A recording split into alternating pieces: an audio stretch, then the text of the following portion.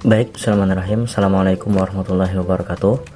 Perkenalkan, nama saya Yasin Ma'ruf Yumna dengan NIM 240103020144 sebagai kelompok 9 bersama teman saya Sofwan Anugrah.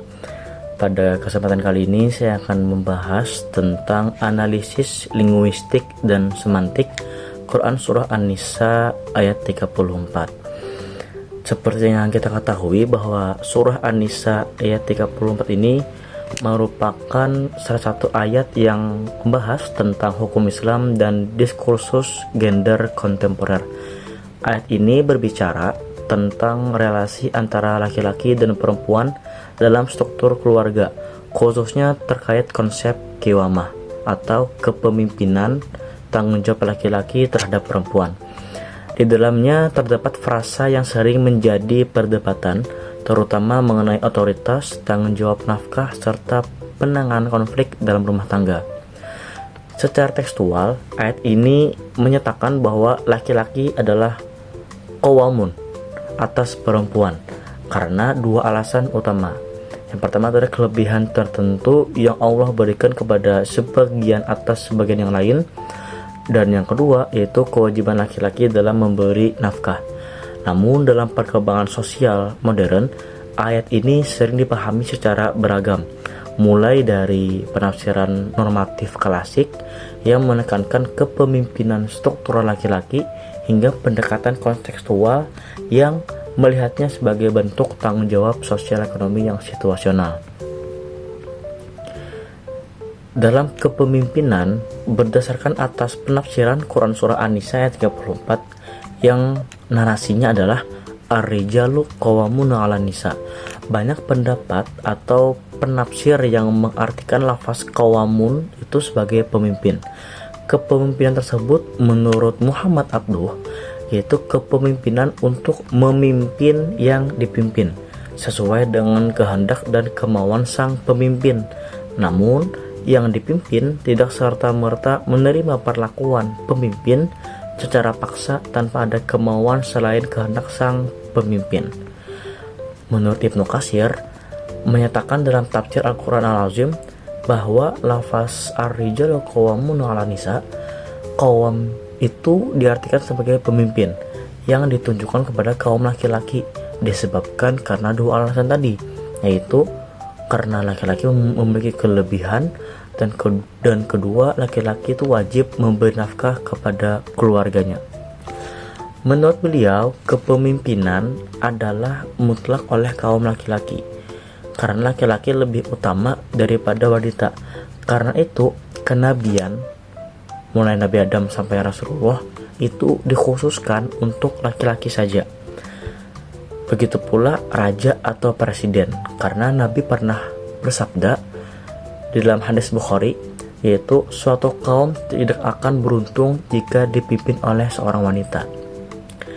Nah, adapun menurut Ibnu Ashur yang melakukan penafsiran dengan metode maqasid al-syariah sebagai landasan utama pemahaman ayat-ayat Al-Quran. Beliau menganalisis persoalan qawamah. Ibnu Ashur menolak penafsiran yang menjadikan laki-laki secara kodrat lebih unggul dan berhak mendominasi. Sebaliknya, beliau menafsirkan bahwa kelebihan laki-laki itu dalam ayat tersebut bersifat kontekstual dan fungsional, tergantung pada peran yang dijalankan dalam keluarga maupun lingkup masyarakat.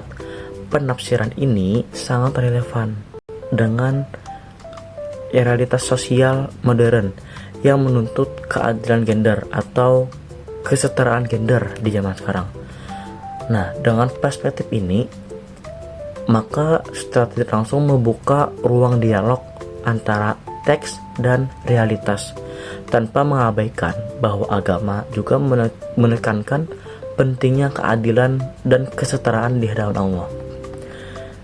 Selanjutnya, kita akan membahas lafaz nuzus dalam An-Nisa ayat 34. Al-Qurtubi mendefinisikan nusus dengan istri yang maksiat dan meremehkan sesuatu yang Allah wajibkan atas mereka. Dalam hal ini, tidak patuh terhadap suami Adapun asbabun nuzul Quran surah An-Nisa ayat 34, yaitu peristiwa yang dialami oleh Habibah binti Zaid bin Abi Zuhair dengan suaminya Sa'ad bin Rabi' bin Amr. Sa'ad merupakan salah seorang permukaan golongan Ansar. Suatu ketika, Habibah istri Sa'ad ditampar oleh suaminya karena dianggap durhaka. Kemudian Habibah mengajak ayahnya mengadu kepada Rasulullah. Rasul pun bersabda, hendaklah dia si Habibah itu mengkisos suaminya. Habibah bersama ayahnya pergi untuk mengkisos Sa'ad. Tapi kemudian Rasulullah memanggil mereka kembali dan memberitahukan kepada keduanya bahwa Jibril telah membawa wahyu Quran surah An-Nisa ayat 34. Lalu Rasulullah bersabda, kita memiliki kehendak tentang suatu perkara.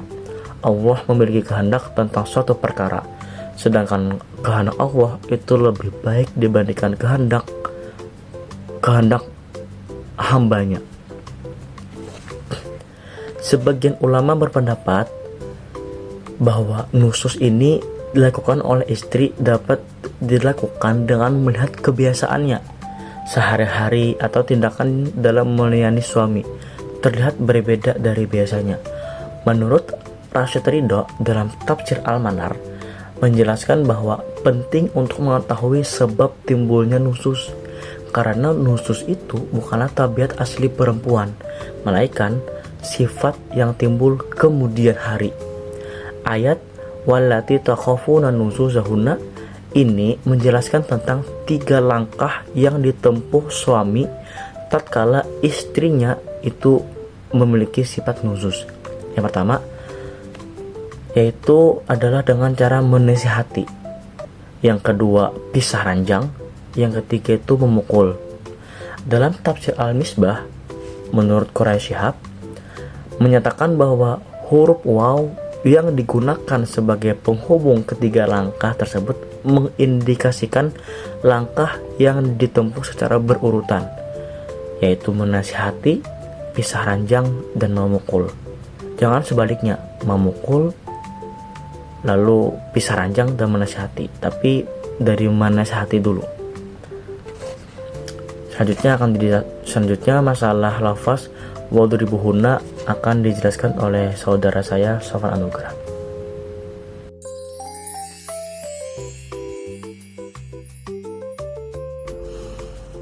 Ya, izin lanjut dari saudara Yasin. Nama saya Sofwan Anugrah dengan NIM 240103020126.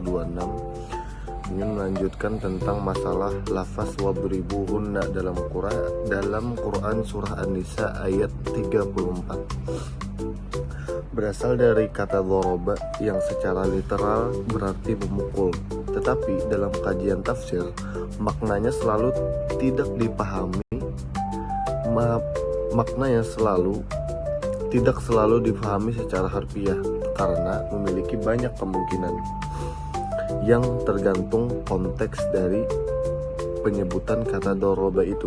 Pembahasan ini menekankan bahwa wadribuhunna muncul setelah 2 tahapan penyelesaian konflik, yaitu menasihati, pisah ranjang, sehingga dipahami sebagai langkah terakhir dalam menghadapi kondisi nusyuz.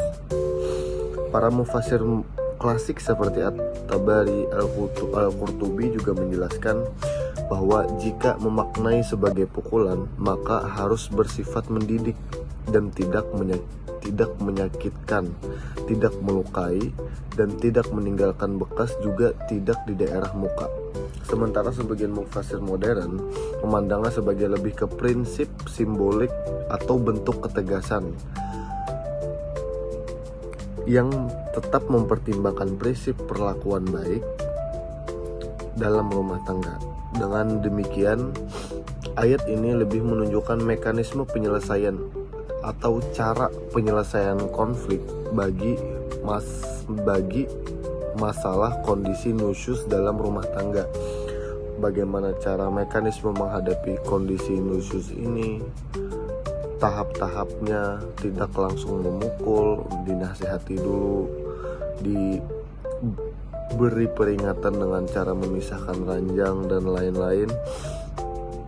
Dengan demikian, ayat ini menunjukkan mekanisme penyelesaian konflik secara bertahap, bukan pembenaran terhadap kekerasan yang berada di rumah tangga. Sekian kami dari kelompok 9. Assalamualaikum warahmatullahi wabarakatuh.